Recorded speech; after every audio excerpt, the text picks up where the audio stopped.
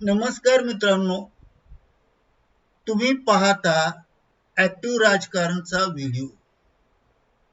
आपल्या सर्वांचे बंधू आणि भगिनींनो नमस्कार. मी या ठिकाणी राजकीय निरपेक्ष विश्लेषण आजच्या व्हिडिओतून स्पष्ट करणार आहे. आजचा व्हिडिओचा महत्त्वाचा भाग म्हणजे राजकारणातील नाविन्यपूर्ण वैशिष्ट्ये दर्शविणारा भाग. तर नमस्कार, आपण मराठी माणूस आहोत. आपल्याला मराठीतील एक म्हण माहीत आहे, वादीसाठी हाल्या कापणे. वादी ही चमडाची असते आणि त्याच्यासाठी आपल्या घरासमोरचा हाल्या कापणे. वादीसाठी हाल्या कापणे म्हणजे घरात आपल्या एक चाबूक असतो आणि त्या चाबकाला समोरच्या भागात एक चामडीचं कातडं लावलेलं असतं आणि त्या चामडीच्या कातड्याला वादी असे म्हणतात. ती वादी जोरदार वाजते आणि लागते सुद्धा. चाबुकाच्या पुढच्या भागात ही लावण्याची वादी चमड्यापासून बनवली परंपराच्या काळापासून सुरू आहे आणि ही वादी चमड्यापासून बनवली आणि आपल्याला ही वादी हवी आहे आपल्या चाबकाला लावण्यासाठी आणि चाबूक करायचं. मग घरातलाच एखादा हल्या कापायचा, त्याच्या चमड्याची बारीक वादी करून घ्यायची आणि ती वादी 1 फुटाची असते. त्या 1 फुटाच्या वादीसाठी पूर्ण हल्या कापला आणि आपल्या चाबुकाच्या समोरच्या भागाला 1 फूट एक वादी लावली. मेलेला हाल्या आणि वादी त्यापासून काढलेली याची कहाणी आहे. बाजारात जावं, 1 फूट चमडा आणावं, वादी करून घ्यावी, तसे केले नाही. तर आपल्या हाल्या कापायचा आणि वादी करून घ्यायची. बाकी चामड्याचे आणि हाल्याचे काय करायचे हे मला माहित नाही, पण वादीसाठी हाले कापणे असा जो प्रकार सुरू आहे ना, आपल्यालाच यातून काही नुकसान करणारा शहाणा माणूस असतो. म्हणजेच आपलाच हाल्या कापून आपलंच नुकसान करणारा हा शहाणा माणूस असतो. हा शहाणा माणूस असतो.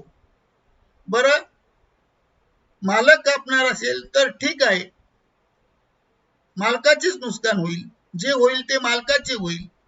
पण त्या हाल्याला सांभाळणारा जो माणूस आहे, जो वादी करण्यासाठी हाल्या कापतो, तो माणूस नोकर म्हणून आहे आणि तो नोकर हाल्याला कापणार आणि चाबूक कशाला हवा, तर वादी कशाला, चाबकाला. चाबूक हवा आहे, चाबकाला वादी हवी आहे.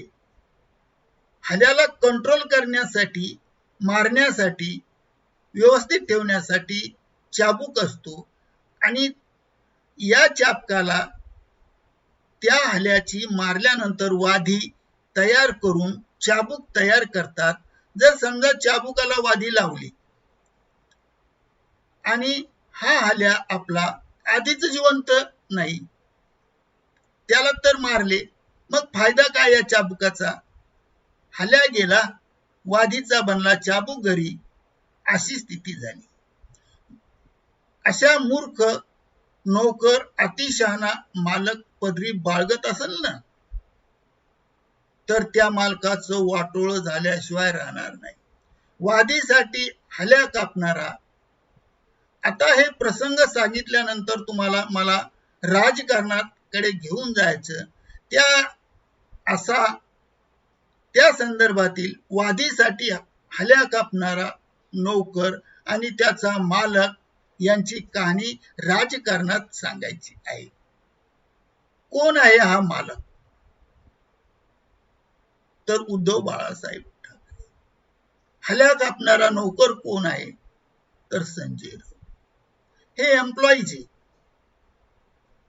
आणि अशा एम्प्लॉईज आहे ना, ते ठाकरे परिवारांच्या सामना या दैनिक संपादक म्हणून काम करतात. पगार किती घेतात हे मला माहित नाही, पण वादी साठी हल्या कापला हे चांगलं माहित आहे. उद्धव ठाकरेच्या पक्षाची वाट कोणी लावली? ती वाट उद्धव ठाकरेची वाट कोणी लावली हा अत्यंत महत्वाचा प्रसंग आहे. आणि म्हणूनच मुख्यमंत्री पदाची आता वाट पाहणारे उद्धव ठाकरे आणि त्यांचा नौकर कोण संजय राऊत हे दोघही जण आहे ना, या दोघही जणांनी पक्षाची वाट लावली आहे आणि पक्ष अतिउत्तम आहे. वाट कोणी लावली त्या सर्वात आधी पक्षाची? तर ती एकनाथ शिंदे यांनी ही वाट लावली.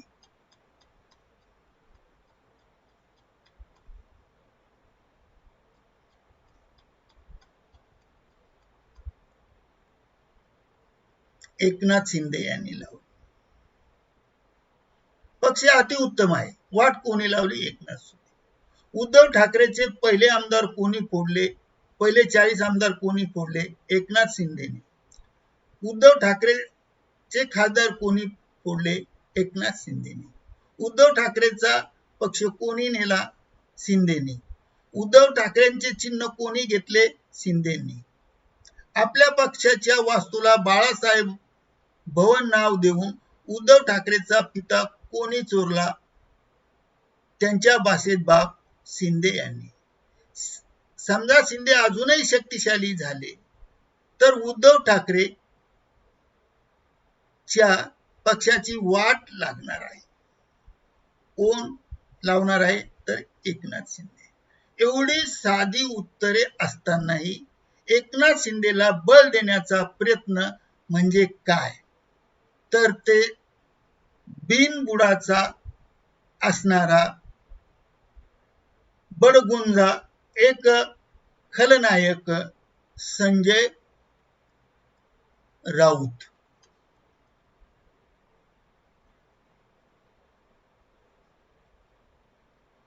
रोज रोज हे प्रेस कॉन्फरन्स घेतात, स्क्रीनवर दिसतात ते एकनाथ शिंदे.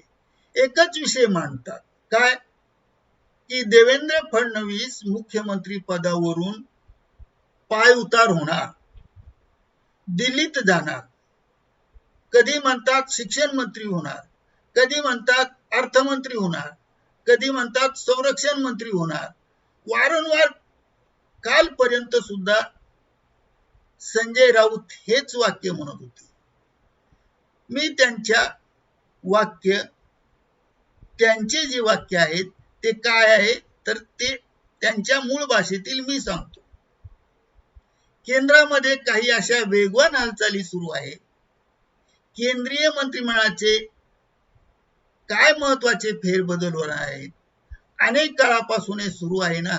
मग महाराष्ट्रातील देवेंद्र फडणवीस सातत्याने केंद्रात जातील व केंद्रात गेल्यानंतर मोठे मंत्री होतील. जर तुम्हाला पंतप्रधान पदाची संधी मिळाली, जर तुम्हाला संधी मिळाली तर काय होईल? महाराष्ट्राचा पंतप्रधान. तर कधी म्हणतात राजनाथ सिंह यांना घरी जावे लागेल. सध्या हे चर्चेत असणारे मुद्दे आहेत आणि हे मुद्दे उपस्थित केले आहे संजय राऊत. मग महाराष्ट्रातून देवेंद्र फडणवीस सातत्याने केंद्रात जातील व केंद्रात जातील असे म्हणतात. केंद्रात जातील म्हणजे काय करणार? आमच्या त्यांना शुभेच्छा आहे हे संजय राऊत म्हणतात. 2029 पूर्वी तुम्हाला पंतप्रधान म्हणून पाहण्याची संधी मिळेल तर आम्हाला आनंद होईल आणि संपूर्ण महाराष्ट्राला आनंद होईल. ठीक आहे, ते गेले. महाराष्ट्रात मुख्यमंत्री कोण होणार? हा मग साहजिकच प्रश्न निर्माण होतो की कोण होणार.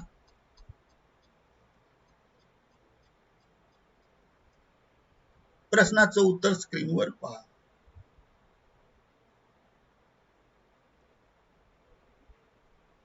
उत्तर मिळाले तुम्हाला. देवेंद्र फडणवीस हे दिल्लीत गेल्यानंतर महाराष्ट्रात मुख्यमंत्री एकनाथ शिंदे होते. मराठी माणूस झाला, परंतु देवेंद्र फडणवीस दिल्लीला जाण्याच्या तयारीत नाही आणि स्वतः माझी मुख्यमंत्री म्हणण्यास तयार नाही. ते पुढे भावी महाराष्ट्राचे मुख्यमंत्रीच आहे आणि आता देवेंद्र फडणवीस हे आहे ते महाराष्ट्राचे मुख्यमंत्रीच राहणार, हे त्यांनी स्वतः त्यांच्या तोंडून बोललेले हे वाक्य आहे. मराठी माणूस आहे.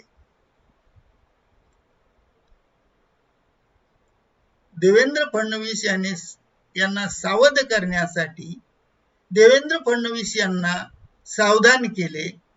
देवेंद्र फडणवीस यांना तुम्ही सावध करणारे कोण आहात?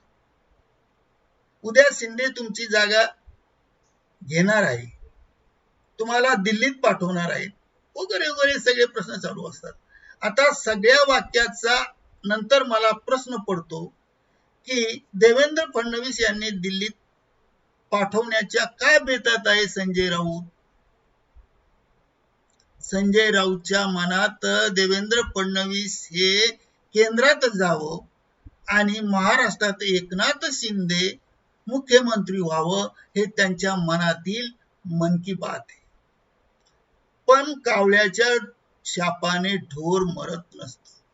संजय राऊत यांनी फडणवीस यांना कुठे पाठवायचं याचा निर्णय घेण्याचा काहीच अधिकार नाही, त्यांची क्षमता नाही, अवकात नाही, अधिकार नाही, काहीच नाही. हे उगाच बसायचं आणि कावकाव करत राहायचे. उगाच वाटावं लोकांना हे खरं आहे म्हणून काहीतरी वृत्तवाहिन्याच्या समोर येऊन झळकायचं आणि हे सगळं चाललं.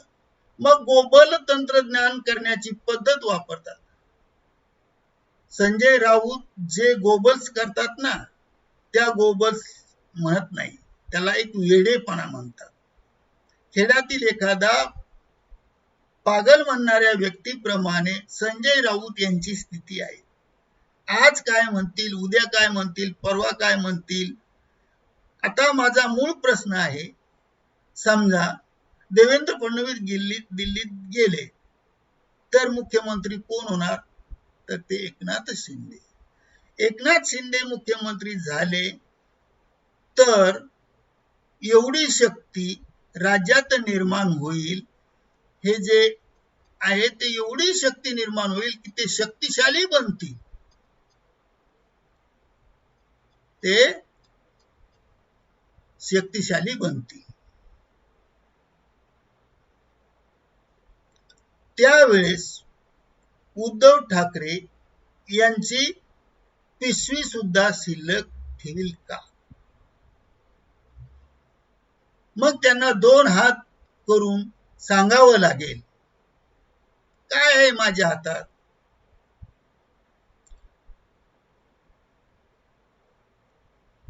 काहीतरी शिल्लक ठेवल का? अहो, मी लिहून देतो, एकनाथ शिंदे हे महाराष्ट्राचे मुख्यमंत्री बसले ना, उद्धव ठाकरे यांचा उरला सुरला पक्ष तिकडे जाईल. फक्त आदित्य वगळून वरुण सरदेसाई राहणार नाही. मिलिंद नार्वेकर सुद्धा जातील. बाकीच्या नेत्यांना बिचाराने जावे लागेल. पर्याय शिल्लक राहणार नाही. हे सगळं माझ्या हातात काय आहेत? हात वरून करून सांगणार उद्धव ठाकरे. तुम्हाला सध्या माझा रिकामा हात आहे, काही माझ्या हातात द्यायला नाही. जर एकनाथ शिंदे शक्तिशाली झाले तर उद्धव ठाकरेच्या पक्षाची वाट लागणार आहे. हे सांगायला कोण्याही राजकीय अभ्यासकाची गरज नाही, विश्लेषकाची गरज नाही. गल्लीतील शेंबड्या पोराला विचारलं तर हे सर्व उत्तर देतील. एकनाथ शिंदे मोठे झाले तर उद्धव ठाकरेची वाट लागली समजा. हे काही विचारणं झालं का? संजय राऊत यांना सुद्धा माहित आहे. राऊत यांची आतून इच्छा आहे. जसा सिंदबादचा एक सफारीतील सिंध राजा एक गोष्ट बघतो, बघा थोडो देखो और आगे देखो, थोडा बदलणार, आगे बढ़ो, अशी त्यांची बगदाद येथे त्यांनी इच्छा व्यक्त केली. असाच सगळा प्रकार आहे. उद्धव ठाकरेच्या गटात संजय राऊत यांनी फडणवीस वर चापकाचे फटकारे मारवण्यासाठी वादी म्हणून उद्धव ठाकरेच्या घरातील हाल्या कापण्याचं काम, वादी तयार करण्याचं काम, हाल्या कापल्याशिवाय राहणार नाही, तर हे फटकारे कोणाला मारावे. देवेंद्र फडणवीस भले बिचारे विचार करतायत, केंद्रात जातील, शिंदे येथे येतील आणि त्या दोघा सुद्धा उद्धव चा वाट लावतील, उद्धव ठाकरे संपतील. संजय राऊत यांना करायचे काय, तेच सगळं पक्ष देऊन टाकून वेगळा विचार करत आम्ही आमच्याकडे जेवण झालं की राऊत काँग्रेसकडे निघून जातील, शरद पवारकडे निघून जातील. उद्धव ठाकरे आणि आदित्य ठाकरे दोघे मिळून पक्षात प्रमुख उरतील. उद्धव ठाकरे पक्ष शिल्लक राहिला तर आपल्याला सेट व्हायचं म्हणून ठाकरेंनी विरोधातल्या शिंदेला मोठे करायची घाई संजय राऊत यांना लागली आहे. संजय राऊत यांनाच ही गडबड झाली आहे की देवेंद्र फडणवीस दिल्लीत जाओ आणि एकनाथ शिंदे मुख्यमंत्री हो. मुख्यमंत्री झाले म्हणजे उद्धव ठाकरेंचा हा संपूर्ण हृदय सम्राट, माझा धर्म हृदय सम्राट बाळासाहेब ठाकरे, माझा पक्ष उद्धव ठाकरे हा शिल्लक न ठेवण्याचं काम जर कोण करत असेल तर ते संजय राऊत. आणि एक दिवस ते त्यांच्या घरी जेवून हात पुसून मोकळे होतील आणि शरदचंद्र पवार यांच्या पक्षात जातील. बिचारे हे दोघं शिल्लक राहतील. आणि म्हणून देवेंद्र फडणवीस दिल्लीत गेले पाहिजे आणि एकनाथ शिंदे हे मुख्यमंत्री झाले पाहिजे, हे मत माझं तुमचं कोणाचं नाही, तर ते संजय राऊतच्या मनातली मन की बात आहे. हाच महत्वाचा मुद्दा मला तुम्हाला सांगायचा होता की संजय राऊत जो नौकर पाळला, त्या नौकराने तुमच्याच घरातला हाल्या कापला, वादी तयार केली, पण हाल्याला मारण्यासाठी चाबूक शिल्लक नाही. मालकाने समजा उद्धव ठाकरेने कापला असता तर ठीक आहे, त्यांच्या मालक काही करो, पण तसं केलं नाही. तर घरचाच हाल्या मारून वादी करणारा माणूस दुसऱ्याचा नौकर हा स्वतःच्या मालकाला सांभाळू शकत नाही आणि काहीच भलतच बोलून मोकळे होतात. आणि बोलून मोकळे झाल्यानंतर उद्धव ठाकरेला सर्व तळागाळाला नेण्याचं कार्य मोठ्या शक्तीच्या द्वारे झालं पाहिजे. म्हणून उद्धव ठाकरेला संपवण्यासाठी जरी वाटत असेल ते आपले इमानदार असे प्रामाणिक आहे, तसं काही नाही. तर राजकारणात कधी किंवा काय घडेल हे सांगता येत नाही. म्हणून पक्षाला संपूर्ण टिकायचं असेल तर संजय राऊत सारख्या माणूस हा धोकेबाज तुम्हाला जर ठरणार आहे. उद्धव साहेब, तुम्ही आता तरी सावध व्हा, वेळ आलेली आहे. तुम्हाला सावध व्हायचं असेल तर संजय राऊतच्या मनाच्या विचाराने तुम्ही चालू नका, स्वतःच्या बुद्धीचा वापर करा आणि महाराष्ट्रात तुम्ही तुमची शक्ती बळकट कशी करावी याचा विचार करिता ऍक्टिव्ह राजकारणामध्ये हे स्पष्टीकरण तुमच्या समोर मांडलं आहे. आपणास काय वाटते ते मला कॉमेंट मध्ये नक्की कळवा. धन्यवाद. जय हिंद, जय भारत, जय महाराष्ट्र.